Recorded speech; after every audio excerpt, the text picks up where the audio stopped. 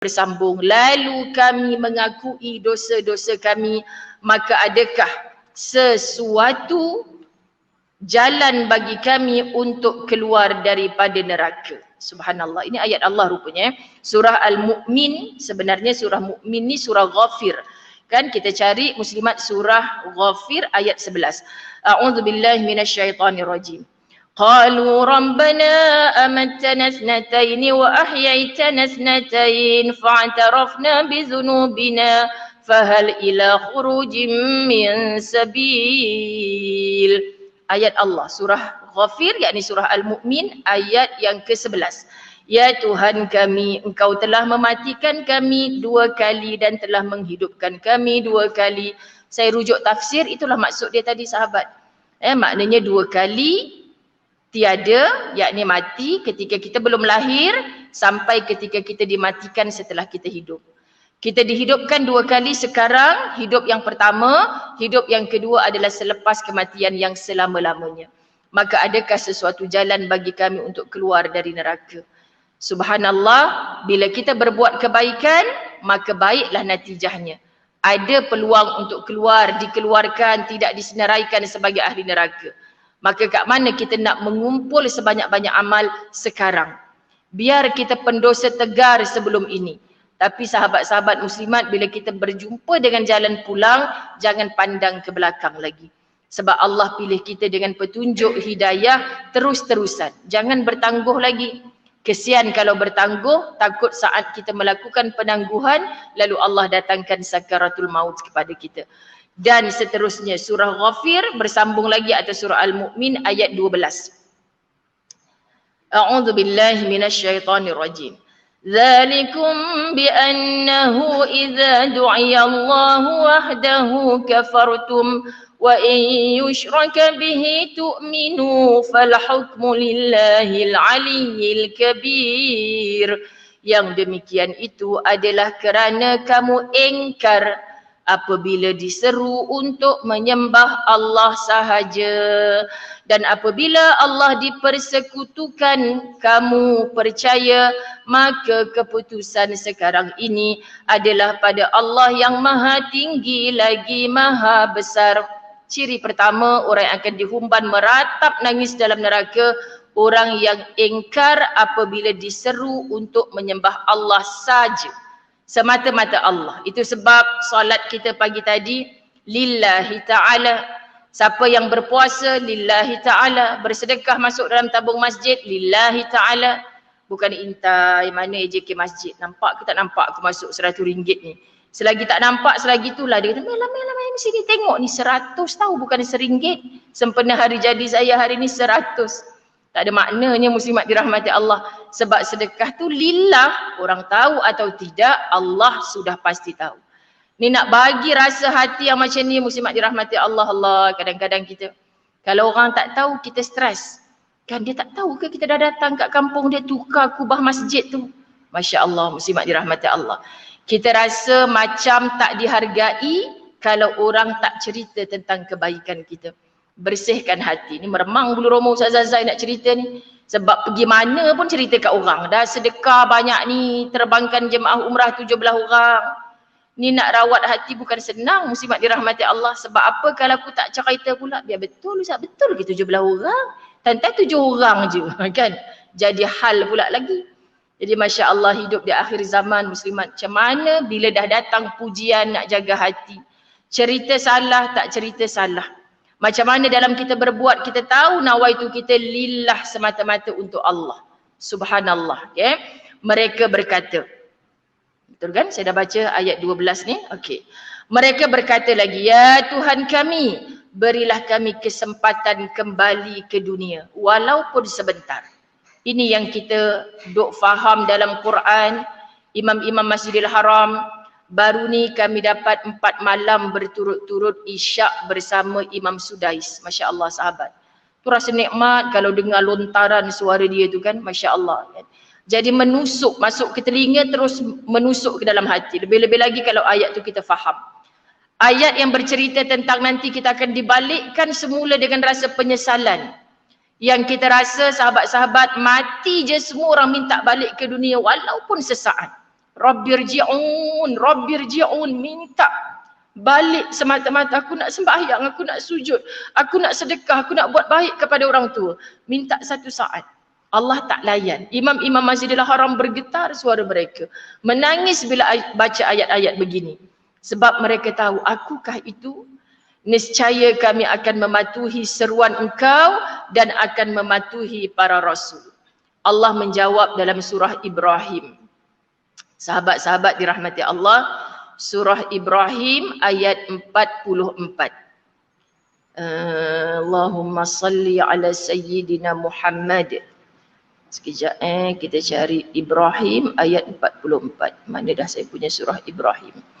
Surah Ibrahim ayat 21. Tak syok kalau kita tak baca. Sekejap Ibrahim ayat 44. Subhanallah, Allahumma salli ala sayyidina Muhammad. Baik. Betul. A'udzu billahi minasyaitonir rajim. وأنذر الناس يوم يأتيهم العذاب فيقول الذين ظلموا ربنا أخرنا إلى أجل قريب نجب دعوتك ونتبع الرسل أولم تكونوا أقسمتم من قبل ما لكم من زوال. Panjang, walaupun kat sini diambil ringkasan daripada surah Ibrahim, saya baca keseluruhan. Dan berikanlah peringatan Muhammad kepada manusia pada hari ketika azab datang kepada mereka, maka orang yang zalim berkata, ya Tuhan kami, berilah kami kesempatan kembali ke dunia walaupun sebentar. Niscaya kami akan mematuhi seruan engkau dan akan mengikuti para rasul. Kepada mereka dikatakan, bukankah dahulu, ini ayat tempelak daripada Allah, bukankah dahulu di dunia kamu telah bersumpah bahawa sekali-kali kamu tidak akan binasa?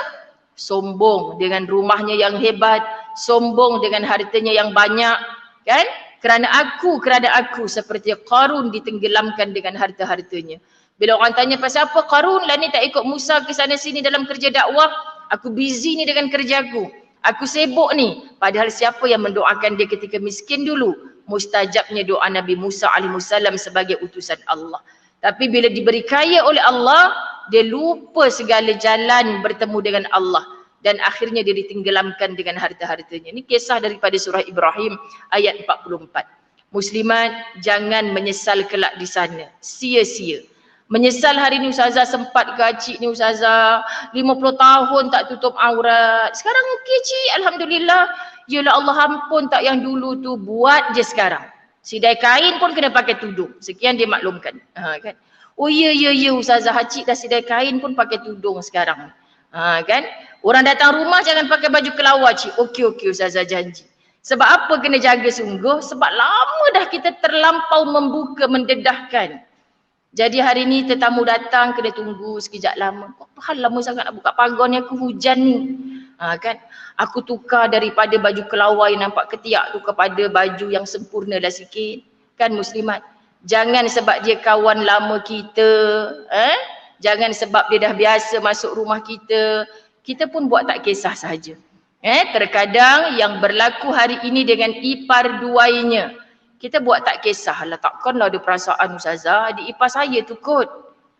Saya meremang bulu roma benda-benda yang diadukan kepada saya muslimat. Dengan pembantu rumah, dengan anak sendiri, dengan ipar dua yang menumpang ke rumah. Apa benda berzina dalam rumah sendiri ni? Kenapa jadi sampai macam tu? Sebab geram. Isterinya tak bercantik-cantik di rumah, tapi pembantunya nak pergi pasar, muslimat dirahmati Allah, pakaian. Demam suami yang duduk dekat dalam kereta bersama dengan pembantu rumah dan isteri. Pembantu rumah lebih cantik daripada isterinya. Subhanallah, kada berlaku. Saya tak sangka ustazah pembantu saya buat macam ni. Kak, apa punca jadi macam ni? Seronok holiday ke sana sini dengan kawan-kawan, tinggalkan saja pembantu rumah dengan suami. Subhanallah sahabat-sahabat, Allah yang kata tidak berdua-duaan antara lelaki dan perempuan kecuali di tengah-tengahnya adalah iblis. Kita membiarkan iblis beranak pinak dalam rumah kita. Pandangan matanya sekali dua boleh dihijab. Tapi bila dah 100 kali, 200 kali, ini sangat menakutkan. Akhir zaman. Sahabat-sahabat perbaiki. Mereka lalu berteriak keras di dalam neraka itu sambil memohon, "Ya Tuhan kami, keluarkanlah kami dari neraka. Nescaya kami akan mengerjakan kebajikan yang berlainan dengan yang telah kami kerjakan dulu." Kita nak pergi jauh, sahabat-sahabat dirahmati Allah, tengok sajalah bagaimana Allah uji kita dengan COVID kan. Kalau boleh kita tak nak lagi dipenjarakan dalam rumah sendiri seperti itu. Masya Allah, taatnya kita saat itu, kita rasa macam nak kiamat sungguh dah. Tapi sekarang berapa ramai orang sudah melupakan.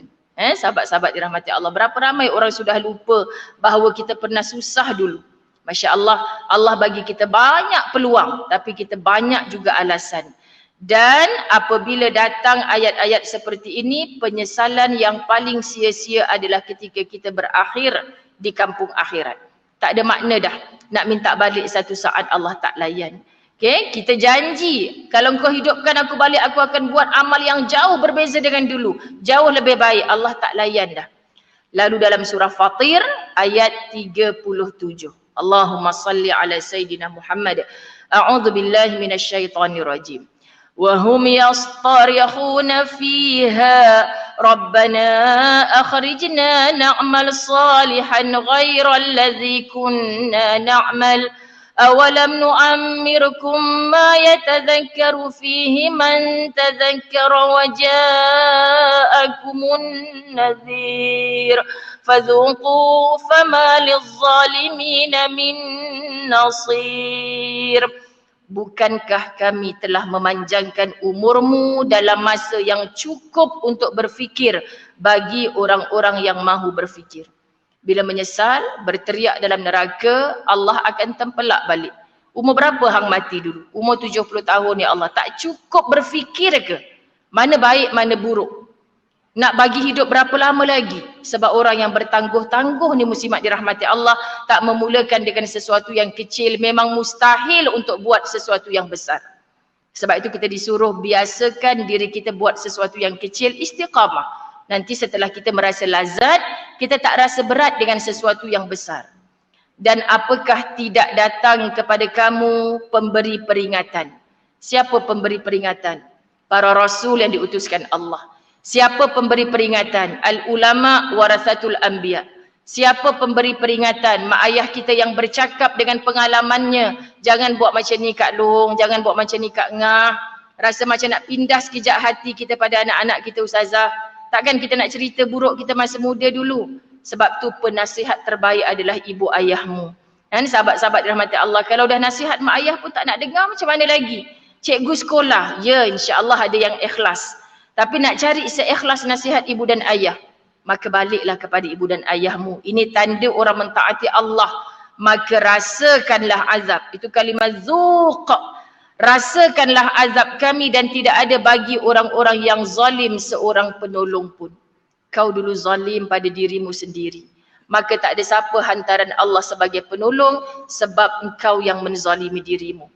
Fahamlah kita kenapa Nabi Adam doanya Rabbana zalamna anfusana ilal akhir. Dia mengakui dia zalim pada dirinya. Allah dah kata jangan dekat pada pohon ni. Aku pergi dekat juga. Dia mengaku. Kita buat banyak salah. Satu pun kita tak mengaku. Nabi Adam buat satu salah. Yang satu itu diratapi aku zalim pada diri aku. Kita tak mengaku sahabat. Kerana tak mengaku itulah manusia sombong. Jadi Nabi Adam, Rasul yang pertama, mengaku buat salah. Kita nak mengaku ni cukup nak nak runtuhkan tembok ego tu cukup takut. Dan Nabi Yunus alaihissalam ketika gelap dalam perut ikan Nun, minta juga la ilaha illa anta subhanak inni kuntu minaz zalimin. Aku ni termasuk orang yang zalim. Kita berbuat zalim banyak-banyak kali atas dunia. Kita tak mengaku. Ampunkan aku ya Allah, aku dalam raudah ni. Ampunkan aku ya Allah, aku depan Kaabah ni. Tapi tak mengaku yang kita ni banyak buat dosa. Lambat lagi taubatan nasuha kita nak diterima oleh Allah. Jadi muslimat dirahmati Allah, pandang lagi. Mereka berkata lagi, ya Tuhan kami telah dikuasai oleh kejahatan kami. Dan kami adalah orang-orang yang sesat. Ya Tuhan kami, keluarkanlah kami darinya, kembalikanlah kami ke dunia. Jika kami masih juga kembali kepada kekafiran, sungguh kami adalah orang-orang yang zalim. Dia nak main one to som lagi dengan Allah. Balikkanlah ke dunia, ya Allah, aku pasti takkan jadi orang yang zalim dah lepas ni. Tak, muslimat. Dunia yang kita nak balik, nak patah balik tu pun dah tak ada, Allah dah hancurkan.